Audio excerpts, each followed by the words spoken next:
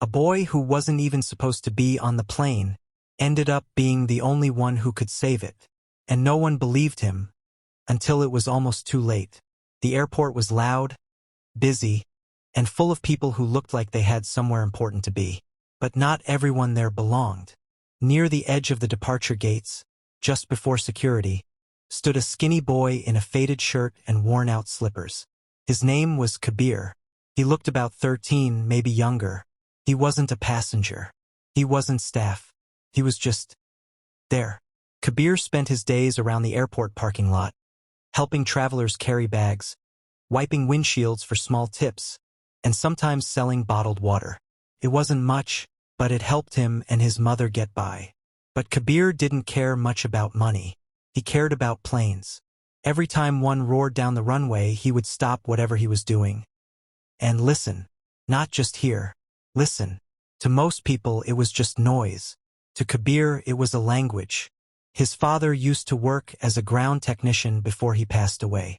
When Kabir was little, he would sit beside him and learn. Engines talk. His father once told him, "You just have to know when something sounds wrong." Kabir never forgot that. That morning, a sleek, white aircraft stood at Gate 22. Flight AZ-417. Destination: Dubai. It looked brand new. Shiny. Perfect. Kabir stared at it like it was something magical. "Just once," he whispered. "I want to see inside." The boarding area was crowded. Security was distracted. Staff moved quickly, checking tickets, waving passengers through. And then, an idea slipped into Kabir's mind. A risky one. A stupid one. But he didn't stop himself. He grabbed an empty service tray from a nearby cart and walked with purpose, blending in with the catering crew. Step by step. Heart racing. Hands shaking. No one stopped him. No one even looked twice. Before he realized it, he was walking up the aircraft stairs. Inside, the cabin was cool and bright. Flight attendants smiled at passengers. People laughed, chatted, scrolled on their phones. Kabir kept his head down and moved quickly toward the back. Near the last row, he spotted a half-open storage compartment. Without thinking twice, he squeezed himself inside and quietly pulled the door shut. Darkness. Silence. Then, a deep rumble. The engines were starting. Kabir's chest tightened. A slow smile spread across his face. He was flying. For the first time in his life, he was actually flying. Minutes passed. The plane lifted into the sky. Everything felt unreal. Kabir sat curled up inside the cramped space, feeling every vibration, every movement. First, everything sounded normal, smooth, steady, familiar. But then, something changed. A faint metallic scraping sound. Soft, but wrong. Kabir's eyes opened. He froze. There it was again. Not loud, not obvious, but wrong. His father's voice echoed in his head. If the sound changes, something inside is struggling. Kabir leaned closer to the wall, focusing harder. The rhythm wasn't consistent. There was a slight delay, a roughness, like something wasn't aligned properly. His smile faded. "This isn't good," he whispered. Suddenly, the plane shook. Just a little. Passengers barely noticed. But Kabir did. His heart started pounding. "This is not turbulence," he said under his breath. He didn't think twice. He pushed the compartment door open and slipped out. A woman sitting nearby gasped softly. "Hey, where did you come from?" Kabir ignored her. He moved quickly down the aisle. A flight attendant spotted him immediately. "Hey, stop. You can't be here," she said, rushing toward him. But Kabir didn't stop. "I need to talk to the pilot," he said, breathless. "That's not possible," she replied sharply. "Go back to your seat." "Actually, where's your seat?" Kabir shook his head. "There's something wrong with the engine." The attendant frowned. "Listen, this is not a joke." "It's not a joke," Kabir insisted. The sound changed. There's a scraping, like metal hitting something. "It could get worse."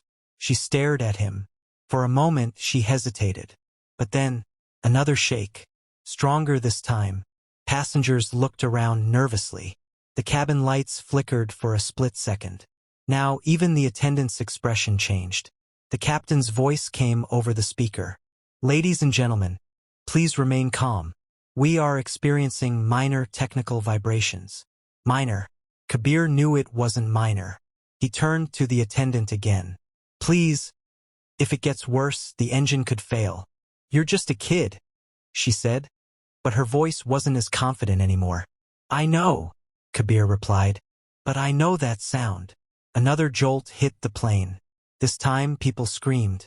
A baby started crying. Panic began to spread. The attendant swallowed hard, then made a decision.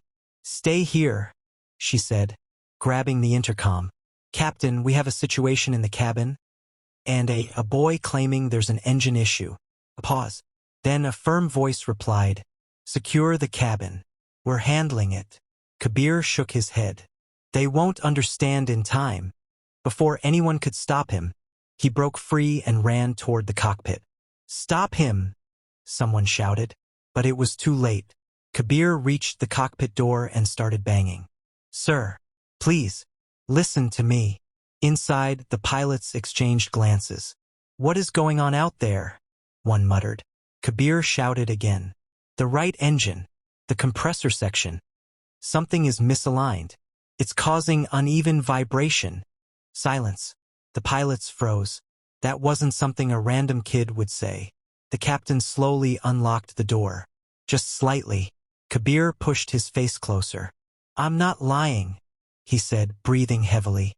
"If the vibration increases, it could damage the engine." The co-pilot quickly checked the readings. At first glance, everything looked normal. But then, a small fluctuation.